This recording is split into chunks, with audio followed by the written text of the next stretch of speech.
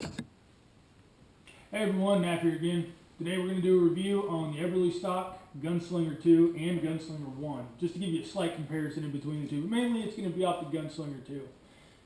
Got a Gunslinger I a few years back and thought it was a pretty neat design. Worked really well for the application I was using it for. So I figured, Eberlestock, they've always gone up. You never really see them degrade their products. They always take the customer service, they ask you what you wish you had on it, and generally they will apply it. So if you buy one of their backpacks and you didn't like it, or there's something that was just a little bit off, call the customer support and let them know. And they're really big on helping out the customers and what they want. So it's a lot like all the other Eberlestock backpacks. You got your big main compartment with usually a couple pockets or something on the side. This one, it's a very large backpack. It's 2,700 cubic inches, that's with the gun scabbard. And the main compartment and the other compartment equal 2,200 cubic inches. So that's quite a bit of space to put a lot of stuff in here.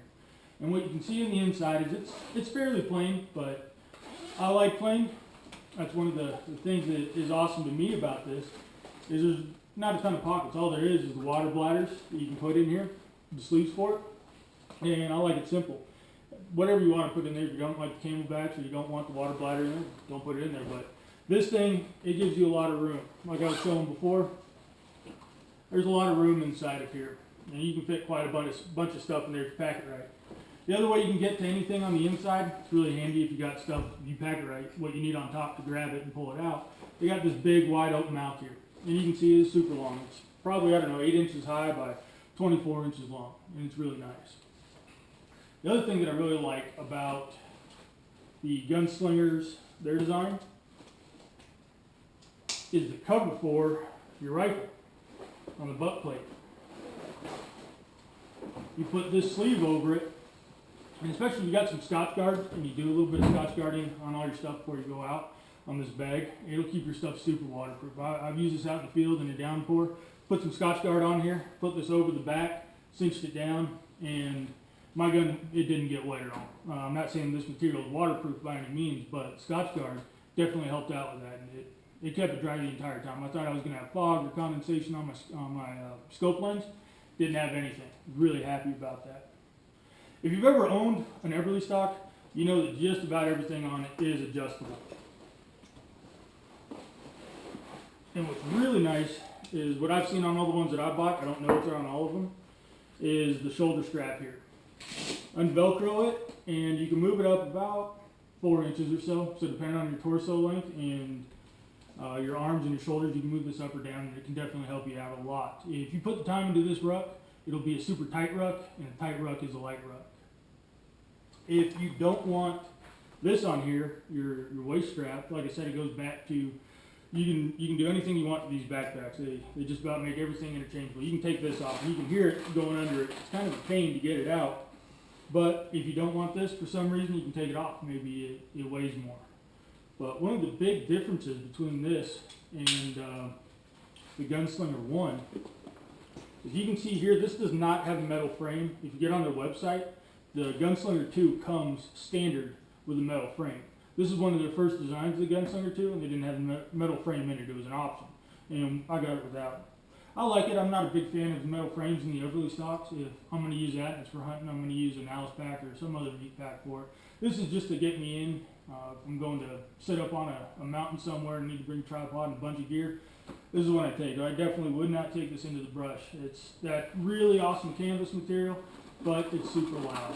So the other big difference that you'll see in between this and the Gunslinger I is the modularity and the pockets here.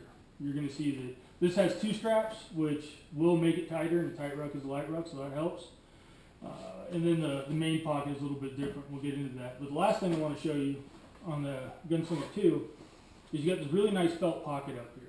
And it's really good for putting your sunglasses, but it's not going to protect it. If you drop it down, it's not going to protect anything. But just walking up, it's nice to have that in there. You sit down, you'll be able to have a nice safe space for your glasses. In here, it's not a huge pocket, but you can get quite a bit of stuff in here. And they have, it looks like AR-15 and AR-10 magazine pouches. And I thought that was a pretty cool design that they put in there.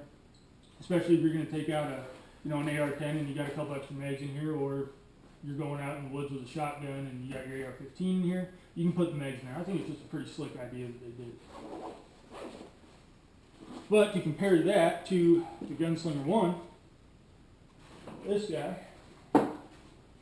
as you can see, this only has a single strap in the front. And what I was saying earlier is with this double strap, you can get it cinched down a little bit tighter. And that's really nice to have. And you get here and you can see there is a little bit of a difference on getting to the main pouch. So you can put a bladder or something in here and it's not going to be protected from the elements. But if that doesn't bother you, then it's a good pouch for it. You have a little pocket right here.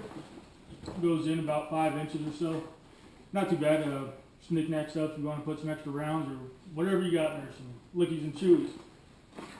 Inside of here, you can see this is how you get to the compartment. As opposed to having the big horseshoe on the Gunslinger 2, you only have this side and then the big mouth opening here. Personally, this is the one I like and I prefer having the side pouch. To me, it's just nicer having one, zip it down, I can get into the bottom, I can get into the middle or the top. I'm a really big fan of that. And then inside of here, this one has a nice felt case as well. And I don't believe, this one does not have the pockets for the mags in it. It's just normal pouch that goes all the way down inside of here. It's a pretty big pocket, and it fills up this whole area. But there's no modularity to it, and not really anything in the way of helping you out for putting kit in there.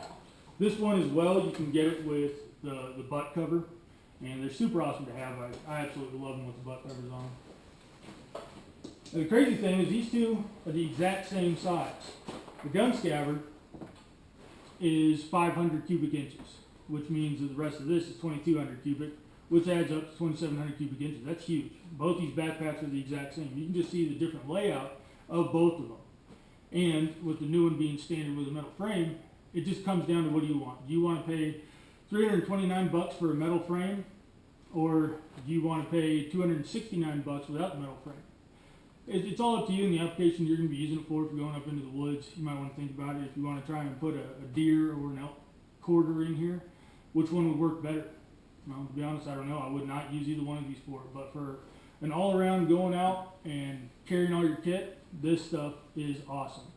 Come in a bunch of different colors. I think there's 6 on their website. They got this new one called Unicam, which is kind of like a multi-cam, but a little bit darker. It's a pretty cool color they got on there. So check them out. This one with the metal frame is 8.2 pounds. This one without is 5.6. And they're both the same size. So really good products. Either one, you're not going to be disappointed with either one. Just see what application works better for you and what you're taking it out to, into the field or hunting. One of these should suit your needs. So again, this is Naf, and thanks for watching, and please subscribe.